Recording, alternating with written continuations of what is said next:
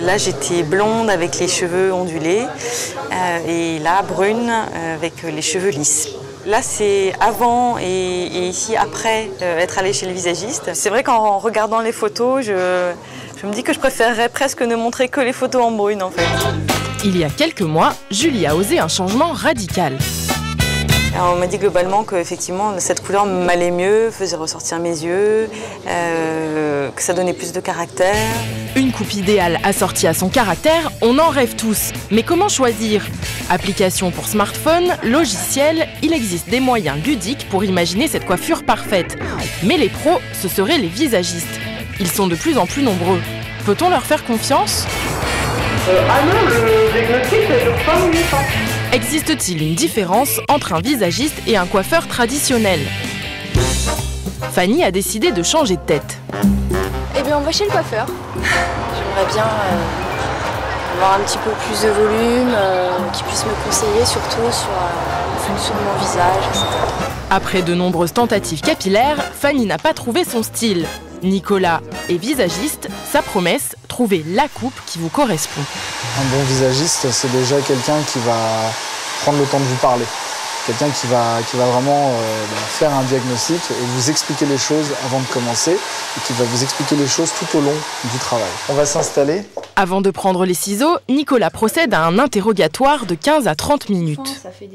Il y a des personnes qui n'ont absolument aucune idée ni de la coiffure, ni de la forme de leur visage. On peut constater que tu as un cheveu qui est fin, qui est relativement plat. Il faut tenir compte aussi de la géométrie de ton visage. C'est sûr que si on apporte des lignes carrées, vu qu'on a déjà des angles au niveau du visage, ça va te durcir le visage. Moi, j'aimerais bien réussir à avoir un peu plus de volume et qu'il soit moins plat. Ouais. Et puis apporter, pour la partie couleur, plus de lumière. Plus de lumière. J'aime pas prendre trop de temps. Ouais. Parce que j'en ai pas le matin, c'est toujours un peu la course. Nature des cheveux, forme du visage, mode de vie, personnalité, tout est passé au crible. C'est le diagnostic. Dans la coupe que je vais te proposer, l'idée c'est que tu n'aies pas de contraintes. C'est la coupe qui fait le travail, c'est pas toi qui dois, entre guillemets, forcer pour obtenir un résultat. Moi je voudrais qu'on garde du mouvement sur le front. On va créer du volume à ce niveau-là. Ces mèches-là, que tu les mettes là, que tu les mettes là, que tu les mettes là, que tu les mettes là, tu puisses en fait jouer avec. D'accord.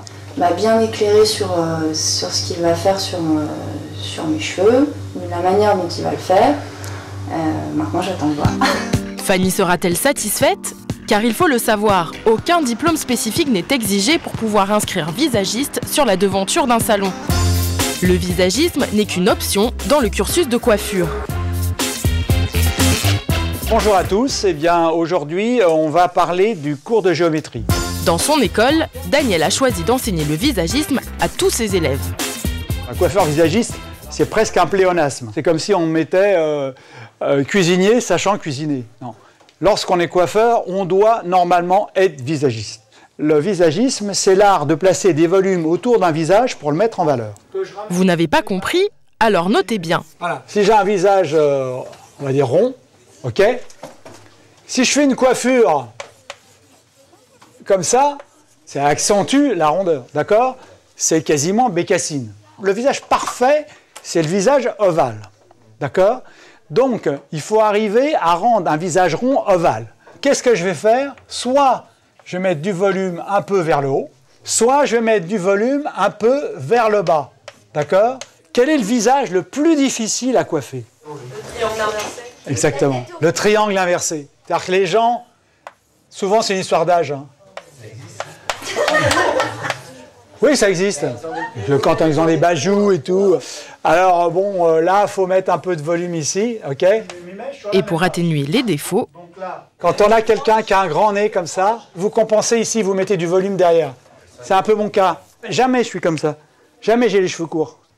pour les élèves, ces cours se révèlent essentiels. Moi-même, pour en avoir vécu l'expérience, j'avais les cheveux très longs. Et quand je suis arrivée chez mon coiffeur, qui est maintenant mon patron, il m'a dit « Ah non, ça va pas du tout, ça t'allonge complètement le visage, c'est tout, tu parais toute triste. » Et voilà. La règle suprême pour Daniel, une coiffure ne se choisit ni sur catalogue, ni sur photo.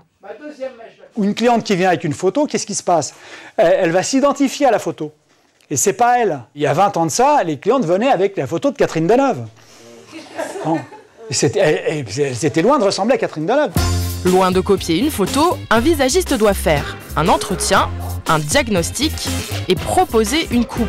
Ce que ne font pas tous ceux qui se prétendent visagistes. On rencontre souvent ce genre de problème où la cliente est moins prise en considération dans les enseignes, dans les grandes enseignes qui sont des franchises et dont le but est au départ une rentabilité qui est souvent au détriment du côté artistique.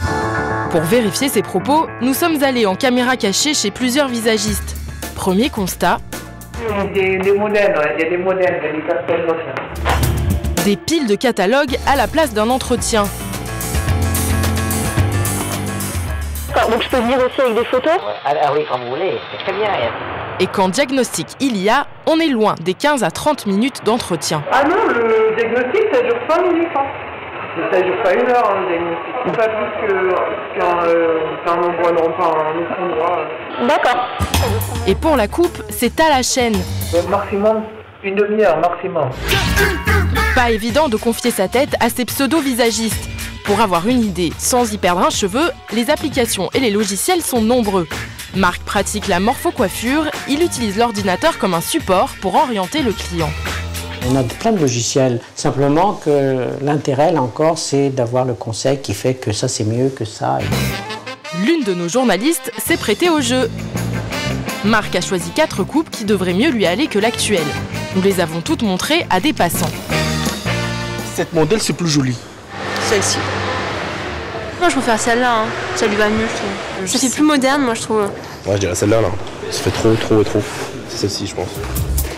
Quasi-unanimité pour l'une des coupes créées par Marc à partir de son logiciel. Notre journaliste peut prendre rendez-vous. Nous retrouvons Nicolas. Chose assez rare, il assure le suivi de ses clients grâce à une fiche technique. On prodigue tellement de conseils et on parle de tellement de choses. Si on n'a pas ce support-là, on ne peut pas se souvenir de tout pour chacun de nos clients. J'estime que c'est comme un dossier d'un patient. C'est-à-dire qu'on doit savoir. D'autant qu'il y a des technologies qui sont incompatibles les unes avec les autres. Coupe, mèche, après 3 heures, Fanny découvre sa nouvelle tête. Non c'est sympa, il y a de la lumière, il y a le contraste avec les mèches plus foncées, la mèche. Oui j'ai le sourire alors c'est que je suis satisfaite. Non c'est très bien. Donc comme convenu lors du devis, ça fait 191 €. Un peu plus cher qu'une coupe couleur chez un coiffeur traditionnel. Dans ce genre de prestation, la coiffure, pour moi, il n'y a pas forcément de prix. Donc Pas de transformation radicale pour Fanny, mais une coupe adaptée à son visage et à sa personnalité.